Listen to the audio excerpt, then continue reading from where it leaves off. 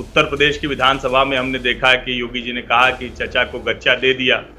तो ये सब चलता है, ये सब होना चाहिए और ये सब अच्छा भी है, शेरो शायरी हो, थोड़ा तंज हो, थोड़ा। लेकिन नेता प्रतिपक्ष के भाषण की मैं बात करूं, राहुल गांधी की, जिस दिन बजट आया उस दिन कांग्रेस पार्टी भारतीय जनता पार्टी के ट्रैप में फंस गई थी। पूरी पार्टी राहुल गांधी की एक पोस्ट से एक तरह से कहें परेशान हो गई, उनकी सारी रणनीति ध्वस्त हो गई थी जब उन्होंने कहा कि ये कॉपी पेस्ट है और प्रीवियस बजट का ही सब कुछ है।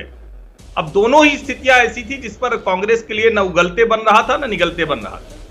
बजट पर जब राहुल गांधी बोलने आए तो सबको उम्मीद थी कि कुछ फैक्ट लेकर आएंगे, निर्मला जी के बजट की कुछ थोड़ा चीर-फाड़ करेंगे, पोस्टमार्टम करेंगे। लेकिन दुर्भाग्य देखिए कि नेता प्रतिपक्ष को चक्रव्यूह में 6 लोग दिख गए।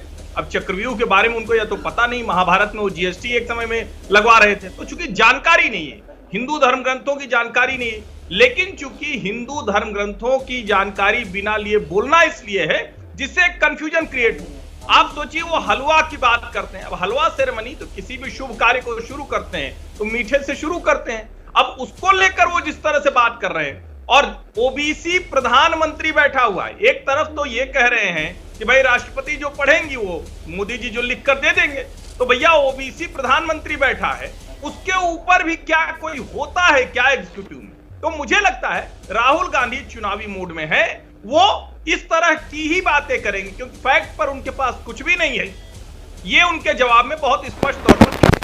अब तू गया, देख तेरी औकात मैं दिखाता हूं तुझे, देख। हर सरकार अपना बजट देगी, विपक्ष उसकी आलोचना करेगा, फिर सरकार की तरफ से उसका जवाब दिया जाएगा। ये सिलसिला तो चलता रहेगा, पीछे भी चलता रहा है।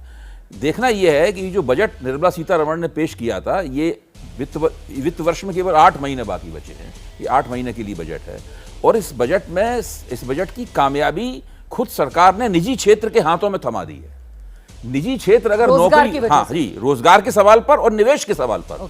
और क्योंकि जो आर्थिक सर्वे है उसमें कहा भी है भाई ये निजी क्षेत्र न तो निवेश करता है, निवेश नहीं करता है, इसलिए अर्थव्यवस्था का इंजन केवल सरकार को बने रहना पड़ता है। सरकारी निवेश ही केवल अर्थव्यवस्था को आगे बढ़ाता है, निजी क्षेत्र नहीं करता।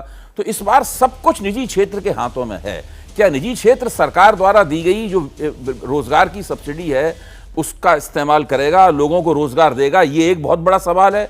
क्या निजी क्षेत्र, हालांकि उसकी फैक्ट्रियां केवल 70, रिजर्व बैंक के आंकड़ों के मुताबिक 70 से 75% ही काम कर रही हैं, तो क्या वो नया निवेश करेगा अर्थव्यवस्था में जो उसने मुद्दतों से नहीं किया? सही तब भी नहीं किया जब 2019 में सरकार ने उसे एक टैक्स हॉलिडे दिया था और निजी क्षेत्र अपनी जेब में 2.5 लाख करोड़ रुपए सरकार की मेहरबानी से ले गया था, उसने तब भी नहीं किया। तो क्या ये करेगा नहीं करेगा? सारा कुछ जमीन पर इस बजट की सफलता और इस सरकार के पहले बजट की सफलता निजी क्षेत्र के हाथों में है पूरी की पूरी। और आप देखिए यही चीज सब इस पूरे बजट को काफी मुश्किल तलब स्थिति में फंसा देती है, क्योंकि अभी तक निजी क्षेत्र ने न तो रोजगार दिया है कभी और न ही कभी अर्थव्यवस्था में कोई निवेश किया है। ठीक है, महत्वपूर्ण बात आप कह रहे हैं। यही नहीं, अभी और सुनिए। देखिए अभी मशहूर आर्थिक पत्रकार स्वामीनाथन अय्यर ने अभी 2 दिन पहले उन्होंने लिखा है कि वो बजट के बाद कुछ उद्योगपतियों के साथ बंबई में इंटरेक्शन कर रहे थे।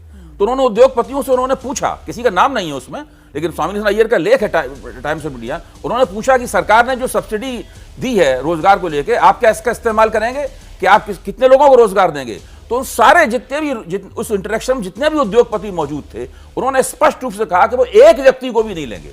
उनका कहना है कि हम एक व्यक्ति को क्यों लें, क्योंकि सरकार तो उनके रोजगार का एक बहुत छोटा हिस्सा ही अपने हिस्से में ले रही है, बाकी सारा का सारा बोझ तो हमारे ऊपर पड़ेगा। हमें उनकी जरूरत ही नहीं, हम तो जरूरत के मुताबिक रोजगार देते हैं।